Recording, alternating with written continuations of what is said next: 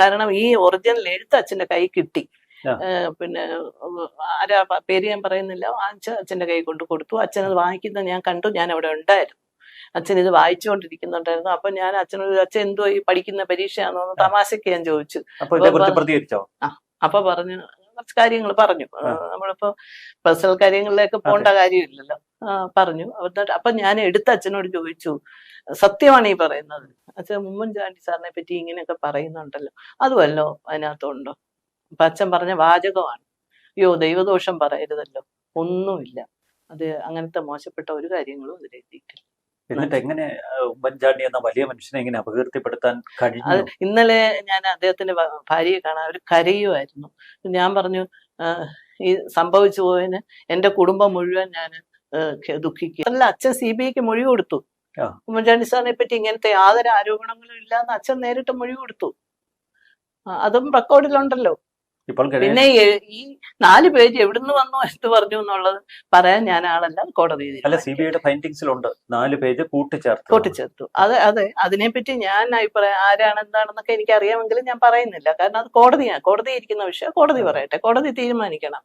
അധികാര രാഷ്ട്രീയത്തിലെത്തുന്നതിന് വേണ്ടി അധികാര രാഷ്ട്രീയ കസേരയിലിരുന്ന് കേരളത്തിന്റെ മുഖ്യമന്ത്രിയായി ഭരിക്കുന്നതിന് വേണ്ടി പിണറായി വിജയൻ നടത്തിയ നെറികെട്ട രാഷ്ട്രീയത്തിന്റെ പിന്നാമ്പുറ കഥകൾ പുറത്തു വന്നിരിക്കുന്നു. 2016 നിയമസഭാ തെരഞ്ഞെടുപ്പിന് മുമ്പ് അന്നത്തെ മുഖ്യമന്ത്രിയായിരുന്ന കോൺഗ്രസ് നേതാവ് മൺമറഞ്ഞ ഉമ്മൻചാണ്ടിയെ താഴെയിറക്കുന്നതിന് വേണ്ടി പിണറായി വിജയൻ നടത്തിയ രാഷ്ട്രീയ കളികളുടെ, നെറികെട്ട രാഷ്ട്രീയ കളികളുടെ പിന്നാമ്പുറ കഥകളാണ് ഇപ്പോൾ പുറത്തു വന്നിരിക്കുന്നത്. കേരള കോൺഗ്രസ് ബിയുടെ ചെയർമാനായിരുന്ന മുൻ മന്ത്രിയായിരുന്ന ബാലകൃഷ്ണപിള്ളയുടെ മകൾ ഉഷ ആണ് ഇപ്പോൾ ഒരു മാധ്യമത്തിന് നൽകിയ അഭിമുഖത്തിൽ ചില വസ്തുതകൾ തുറന്നടിച്ചു പറഞ്ഞിരിക്കുന്നത്. കേരള രാഷ്ട്രീയത്തെ ഞെട്ടിക്കുന്ന പല കഥകളും ഇതിലൂടെ അനാവരണം ചെയ്യപ്പെടുകയും ചെയ്തിരിക്കുന്നത്. തൻ്റെ സഹോദരനായ ഗണേഷ് കുമാർ തൻ്റെ ഫാമിലിയിലുണ്ടായ, അതായത് ഗണേഷ് കുമാറിൻ്റെ കുടുംബത്തിലുണ്ടായ ഒരു പ്രശ്നം പരിഹരിക്കുന്നതിന് വേണ്ടിയാണ് അന്ന് ഉമ്മൻചാണ്ടിയെ സമീപിക്കുന്നത്. അത് ഗണേഷ് കുമാറിന്റെ ആദ്യ ഭാര്യയായ യാമിനി തങ്കച്ചിയായിരുന്നു. അന്ന് ഉമ്മൻചാണ്ടി ഇടപെട്ട് ആ പ്രശ്നം പരിഹരിച്ചില്ല എന്നുണ്ടെങ്കിൽ തൻ്റെ ഒരേ ഒരു സഹോദരനായ ഗണേഷ് കുമാർ ഇന്ന് ജയിലിലായിരിക്കും കഴിയുക എന്നുകൂടി ഉഷ എടുത്തു പറയുന്നു. അന്ന് ഉമ്മൻചാണ്ടി ഇടപെട്ടാണ് ഗണേഷിനെതിരെ ഉണ്ടായിരുന്ന കേസുകൾ ഒതുക്കി തീർത്തതും. അല്ല എന്നുണ്ടെങ്കിൽ ഗണേഷ് കുമാർ ജയിലിൽ പോകാതെ കഴിയുന്നതിന് വേണ്ടിയുള്ള സഹായങ്ങൾ ചെയ്തത് ഉമ്മൻചാണ്ടിയാണ് എന്നാണ് ഉഷ അനുസ്മരിച്ചിരിക്കുന്നത്. എന്നാൽ ഈ കേസിന് ശേഷം ഗണേഷ് കുമാർ തിരിച്ചു വന്നപ്പോൾ മന്ത്രിപദം നൽകിയില്ല എന്നുള്ളതാണ് ഉമ്മൻചാണ്ടിയോട് ഗണേഷ് കുമാറിന് തോന്നാനുണ്ടായ വിരോധത്തിന്റെ പ്രധാന കാരണം എന്നാണ് ഉഷ എടുത്തു പറയുന്നത്. ഈ ഒരു വിരോധത്തിൽ നിന്ന് തന്നെയാണ് 2016 തെരഞ്ഞെടുപ്പിന് മുൻപായി ഉമ്മൻചാണ്ടിക്കെതിരെ ലൈംഗിക ആരോപണ കഥകൾ ഉണ്ടായത് എന്ന് ഉഷ സാക്ഷ്യപ്പെടുത്തുന്നു. അതായത് സോളാർ വിവാദവുമായി ബന്ധപ്പെട്ട് ആ കേസിൽ ആരോപണങ്ങൾ അടങ്ങിയ ഒരു കത്ത് പുറത്തു വന്നിട്ടുണ്ടായിരുന്നു. സരിത ജയിലിൽ വെച്ച് എഴുതിയ കത്താണ് എന്നാണ് പറയപ്പെടുന്നത്. അതായത് സോളാർ വിവാദത്തിലെ നായികയായ സരിത ജയിലിൽ വെച്ച് എഴുതിയ കത്താണ് അന്ന് പുറത്തു വന്നത് എന്നാണ് പറയുന്നത്. 16 പേജുള്ള ആ കത്ത് അച്ഛൻ വഴി താനും കണ്ടിരുന്നു എന്നാണ് ഉഷ ഇപ്പോൾ ഒരു മാധ്യമത്തിന് നൽകിയ അഭിമുഖത്തിൽ വെളിപ്പെടുത്തിയത്. പിന്നീട് ആ കത്തിൽ 4 പേജുകൾ കൂട്ടിച്ചേർക്കുകയായിരുന്നു.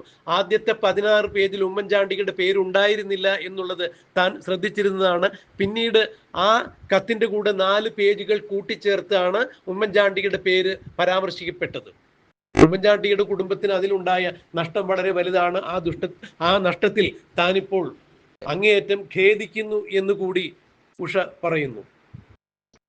തെരഞ്ഞെടുപ്പിൽ മത്സരിച്ച് വീണ്ടും മന്ത്രിയാകുന്നതിന് വേണ്ടി KB ഗണേഷ് കുമാർ നടത്തിയ അത്തരം കുൽസിത ശ്രമങ്ങൾക്ക് അന്നത്തെ ഇടതുപക്ഷത്തിന്റെ ഭീഷ്മാചാര്യനായ പിണറായി വിജയന് കൃത്യമായ പങ്കുണ്ടായിരുന്നു എന്ന് ഉഷ പറയാതെ പറഞ്ഞു വെക്കുകയാണ് ചെയ്തത്. 2016 നിയമസഭാ തെരഞ്ഞെടുപ്പിന് മുമ്പായിരുന്നു ഉമ്മൻചാണ്ടിയുടെ പേരടങ്ങിയ സോളാർ വിവാദ നായികയുടെ കത്ത് പുറത്തു വരുന്നതും ഈ കത്തിനെ ചുറ്റിപ്പറ്റി തന്നെയാണ് പിന്നീട് അത് CBI അന്വേഷണം വരെ നീണ്ടുപോയതും. എന്നാൽ CBI അന്വേഷണത്തിനൊടുവിൽ ആ കത്തിൽ പരാമർശിക്കുന്ന തരത്തിൽ സോളാർ സരിതയുമായി ഉമ്മൻചാണ്ടിക്ക് യാതൊരു വിധത്തിലുള്ള ലൈംഗിക ബന്ധങ്ങളോ മറ്റേതെങ്കിലും തരത്തിലുള്ള വഴിവിട്ട ബന്ധങ്ങളോ ഉണ്ടായിരുന്നില്ല എന്നുള്ളത് വിധി പുറത്തു വന്നതാണ്. അപ്പോഴേക്കും ഉമ്മൻചാണ്ടി മൃതപ്രായനായി കഴിഞ്ഞിട്ടുണ്ടായിരുന്നു.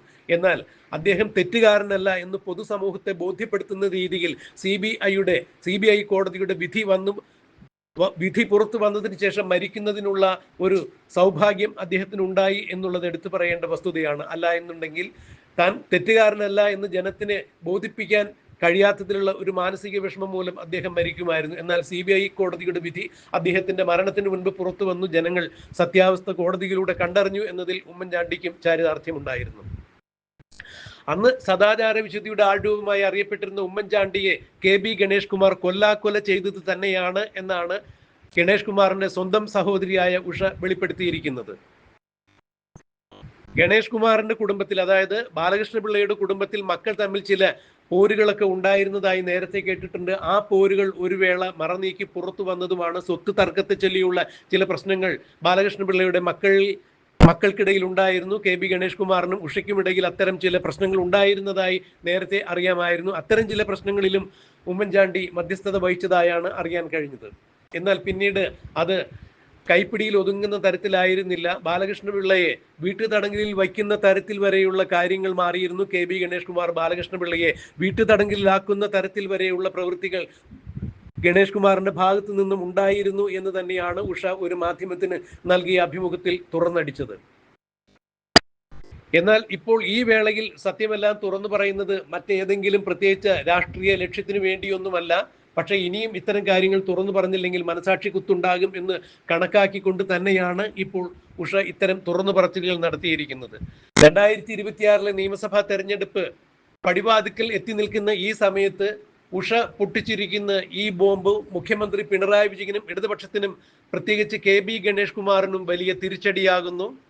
2026 വീണ്ടും പത്തനാപുരത്ത് നിന്ന് തന്നെ ജനവിധി തേടാൻ ഒരുങ്ങുന്ന KB ഗണേഷ് കുമാറിന്റെ വിജയ സാധ്യതകളെ ഉഷയുടെ വെളിപ്പെടുത്തൽ, അതായത് സ്വന്തം സഹോദരിയുടെ ഈ വെളിപ്പെടുത്തൽ തെല്ലൊന്നുമല്ല വേദനയിൽ ആഴ്ത്തുന്നത് അല്ലെങ്കിൽ പ്രതിസന്ധിയിൽ ആഴ്ത്തുന്നത് എന്നുള്ളതാണ് രാഷ്ട്രീയ നിരീക്ഷകർ ചൂണ്ടിക്കാണിക്കുന്നത്. KB ഗണേഷ് കുമാർ പത്തനാപുരത്ത് ഇനി ജയിക്കുമോ എന്നുള്ളത് പോലും കണ്ടറിയേണ്ടിയിരിക്കുന്നു എന്നാണ് രാഷ്ട്രീയ നിരീക്ഷകർ ചൂണ്ടിക്കാണിക്കുന്നത്. കാരണം കോൺഗ്രസിലെ എന്ന് തന്നെയല്ല എതിർചേരിയിൽപ്പെട്ട രാഷ്ട്രീയക്കാർക്ക് പോലും ഉമ്മൻചാണ്ടിയെ കുറിച്ച് മറ്റു തരത്തിലുള്ള യാതൊരു തരത്തിലുള്ള ആക്ഷേപങ്ങളും ഉണ്ടായിരുന്നില്ല. രാഷ്ട്രീയപരമായി, ആദർശപരമായി, വൈയക്തികമായ മറ്റ് യാതൊരു തരത്തിലും ഉമ്മൻചാണ്ടിയുമായി ആർക്കും ഒരു നീരസമുണ്ടായിരുന്നില്ല. രാഷ്ട്രീയ അഭിപ്രായങ്ങൾ തുറന്നു പറയുമ്പോഴല്ലാതെ എതിർ രാഷ്ട്രീയ കക്ഷികളിൽപ്പെട്ട ആളുകളോട് മറ്റൊരു ശത്രുതയും ഉമ്മൻചാണ്ടിക്കുണ്ടായിരുന്നില്ല. മറ്റു രാഷ്ട്രീയ പാർട്ടികൾക്കും ഉമ്മൻചാണ്ടിയോട് അങ്ങനെ തന്നെ വ്യക്തിപരമായ യാതൊരു തരത്തിലും നീരസമോ അല്ലെങ്കിൽ വ്യക്തിപരമായ മറ്റഭിപ്രായ വ്യത്യാസങ്ങളോ ഉമ്മൻചാണ്ടിയോട് ആർക്കും ഉണ്ടായിരുന്നില്ല.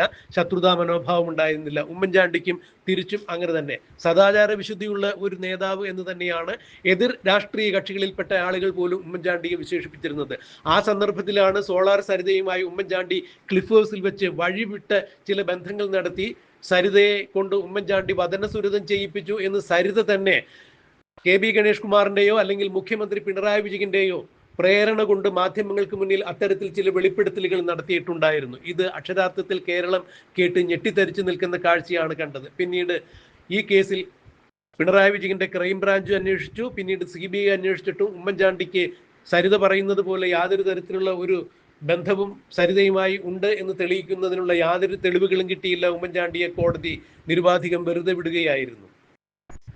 എന്നാൽ ആ കേസിൽ, സോളാർ കേസിൽ പ്രധാന ആരോപണങ്ങൾ ഉന്നയിച്ച ഉമ്മൻചാണ്ടി തന്നെ മോശമായി ലൈംഗികമായി ചൂഷണം ചെയ്തു എന്ന് പറയുന്ന സരിത ഇന്ന് മൃതപ്രായയായി കഴിയുന്നു എന്നാണ് മനസ്സിലാക്കാൻ കഴിയുന്നത്. മാധ്യമങ്ങൾ വഴി ഇത് തന്നെയാണ് അറിഞ്ഞത്.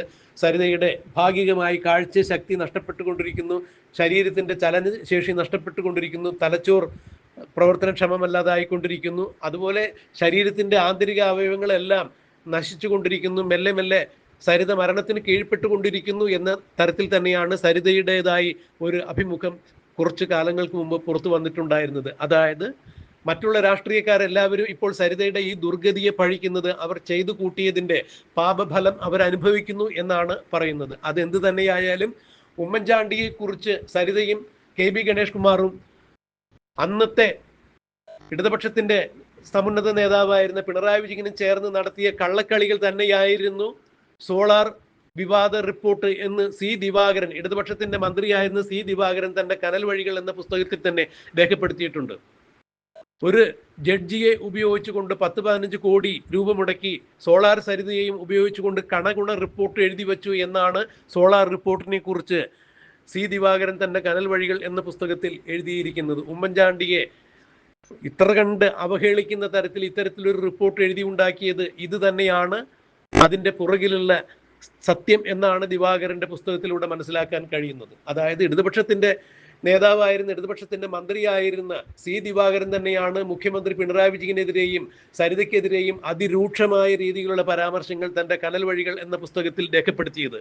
ഇന്നിപ്പോൾ ബാലകൃഷ്ണപിള്ളയുടെ മകൾ മന്ത്രി ഗണേഷ് കുമാറിന്റെ സഹോദരിയായ ഉഷ ഞെട്ടിക്കുന്ന ഈ വെളിപ്പെടുത്തൽ നടത്തുമ്പോൾ ഉമ്മൻചാണ്ടിയോട് കെ ബി ഗണേഷ് കുമാറും ഇന്നത്തെ മുഖ്യമന്ത്രിയായ പിണറായി വിജയനും സരിതയും ചേർന്ന് എന്ത് തരത്തിലുള്ള കൊല്ലാക്കൊലയാണ് നടത്തിയത് എന്നുള്ളത് ജനം ഇപ്പോഴും അമ്പരന്ന് തന്നെയാണ് കേട്ടു നിൽക്കുന്നത്. എന്തായാലും 2016 ഉമ്മൻചാണ്ടിയെ താഴെ ഇറക്കി മുഖ്യമന്ത്രി പിണറായി വിജയൻ അധികാരത്തിൽ വന്നു എന്നുള്ളത് സ്പഷ്ടം തന്നെയാണ്. എന്നാൽ 2026 നടക്കാനിരിക്കുന്ന തെരഞ്ഞെടുപ്പിൽ സോളാർ സരിതയുടെ വിവാദത്തിൽ പെട്ടുടറി ഉമ്മൻചാണ്ടിയെ സ്ഥാനഭ്രഷ്ടനാക്കിയ പിണറായി വിജയൻ 2026 തെരഞ്ഞെടുപ്പിൽ അതേ കേസിൽ തന്നെ നാണം കെട്ട് നാറി ഇറങ്ങി പോകേണ്ടി വരുന്ന കാഴ്ചയാണ് കാണാൻ കഴിയുന്നത് എന്നാണ് രാഷ്ട്രീയ നിരീക്ഷകർ സൂചിപ്പിക്കുന്നത്. എന്താണ് ഈ കാര്യത്തിൽ ഇനിയും ഉണ്ടാവുക എന്നുള്ളത് കണ്ടറിയേണ്ടിയിരിക്കുന്നു. ചാണ്ടി ഉമ്മൻ തന്നെ കഴിഞ്ഞ കുറച്ച് നാളുകൾക്ക് മുമ്പ് കെ ബി ഗണേഷ് കുമാർ തന്റെ പിതാവിനെതിരെ ഇത്തരം ചില കുൽസിതമായ നീക്കങ്ങൾ നടത്തിയിരുന്നു എന്നൊരു പ്രസംഗത്തിൽ പറഞ്ഞിട്ടുണ്ടായിരുന്നു. അന്ന് കെ ബി ഗണേഷ് കുമാർ പൊട്ടിത്തെറിച്ചുകൊണ്ട് ചാണ്ടി ഉമ്മനെതിരെ പ്രതികരിച്ചിട്ടുണ്ടായിരുന്നു. എന്നെ പ്രകോപിപ്പിച്ചാൽ ഞാൻ പലതും വിളിച്ചു പറയും എന്നാണ് കെ ബി ഗണേഷ് കുമാർ പറഞ്ഞിരുന്നതെങ്കിൽ ഇന്നിപ്പോൾ കെ ബി ഗണേഷ് കുമാറിന്റെ വായടപ്പിക്കുന്ന രീതിയിൽ ഗണേഷ് കുമാറിന്റെ കുടുംബത്തിൽ നിന്ന് തന്നെ സ്വന്തം സഹോദരി തന്നെ കെ ബി ഗണേഷ് കുമാറിന്റെ നെറികെട്ട രാഷ്ട്രീയത്തിന്റെ, പിണറായി വിജയന്റെ നെറികെട്ട രാഷ്ട്രീയത്തിന്റെ പിന്നാമ്പുറ കഥകൾ കേരളത്തോട് വിളിച്ചു പറഞ്ഞിരിക്കുന്നു. ഒരു പ്രമുഖ മാധ്യമത്തിന് കൊടുത്ത അഭിമുഖത്തിലാണ് അവർ ഇത്തരം കാര്യങ്ങൾ വ്യക്തമാക്കിയിരിക്കുന്നത്. ഇനി ഇതേ ചൊല്ലി എന്തെല്ലാം രാഷ്ട്രീയ ഭൂകമ്പങ്ങൾ കേരള രാഷ്ട്രീയത്തിൽ ഉണ്ടാകും എന്നുള്ളത് നമുക്ക് കണ്ടറിയാം, കാത്തിരിക്കാം. കാരണം ഈ ഒറിജിനൽ എഴുത്ത് അച്ഛന്റെ കൈ കിട്ടി. പിന്നെ ആരാ പേര് ഞാൻ പറയുന്നില്ല, അച്ഛന്റെ കൈ കൊണ്ട് കൊടുത്തു. അച്ഛൻ അത് വാങ്ങിക്കുന്നത് ഞാൻ കണ്ടു, ഞാൻ അവിടെ ഉണ്ടായിരുന്നു.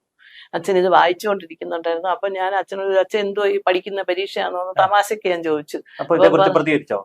അപ്പൊ പറഞ്ഞു, കുറച്ച് കാര്യങ്ങൾ പറഞ്ഞു. നമ്മളിപ്പോ പേഴ്സണൽ കാര്യങ്ങളിലേക്ക് പോകേണ്ട കാര്യമില്ലല്ലോ. പറഞ്ഞു. അപ്പൊ ഞാൻ എടുത്ത് അച്ഛനോട് ചോദിച്ചു, സത്യമാണ് ഈ പറയുന്നത്? അച്ഛൻ ഉമ്മൻചാണ്ടി സാറിനെ പറ്റി ഇങ്ങനെയൊക്കെ പറയുന്നുണ്ടല്ലോ, അതുമല്ലോ അതിനകത്തുണ്ടോ? അപ്പൊ അച്ഛൻ പറഞ്ഞ വാചകമാണ്, അയ്യോ ദൈവദോഷം പറയരുതല്ലോ, ഒന്നുമില്ല, അത് അങ്ങനത്തെ മോശപ്പെട്ട ഒരു കാര്യങ്ങളും അതിലെത്തിയിട്ടില്ല. എന്നിട്ട് എങ്ങനെ ഉമ്മൻചാണ്ടി എന്ന വലിയ മനുഷ്യനെ എങ്ങനെ അപകീർത്തിപ്പെടുത്താൻ കഴിഞ്ഞു? ഇന്നലെ ഞാൻ അദ്ദേഹത്തിന്റെ ഭാര്യയെ കാണാൻ, അവർ കരയുമായിരുന്നു. ഞാൻ പറഞ്ഞു, ഈ സംഭവിച്ചു പോയതിന് എന്റെ കുടുംബം മുഴുവൻ ഞാൻ ദുഃഖിക്കുക. അല്ല, അച്ഛൻ CBIക്ക് മൊഴി കൊടുത്തു. ഉമ്മൻചാണ്ടി സാറിനെ പറ്റി ഇങ്ങനത്തെ യാതൊരു ആരോപണങ്ങളും ഇല്ലാന്ന് അച്ഛൻ നേരിട്ട് മൊഴി കൊടുത്തു. അതും റെക്കോർഡിലുണ്ടല്ലോ. പിന്നെ ഈ 4 പേജ് എവിടുന്ന് വന്നു എന്ന് പറഞ്ഞു എന്നുള്ളത് പറയാൻ ഞാൻ ആളല്ല, കോടതി. CBIയുടെ ഫൈൻഡിങ്സിലുണ്ട് 4 പേജ് കൂട്ടിച്ചേർത്തു. അതെ, അതിനെപ്പറ്റി ഞാൻ അഭിപ്രായം ആരാണ് എന്താണെന്നൊക്കെ എനിക്ക് അറിയാമെങ്കിലും ഞാൻ പറയുന്നില്ല. കാരണം അത് കോടതിയാണ്, കോടതി ഇരിക്കുന്ന വിഷയം കോടതി പറയട്ടെ, കോടതി തീരുമാനിക്കണം.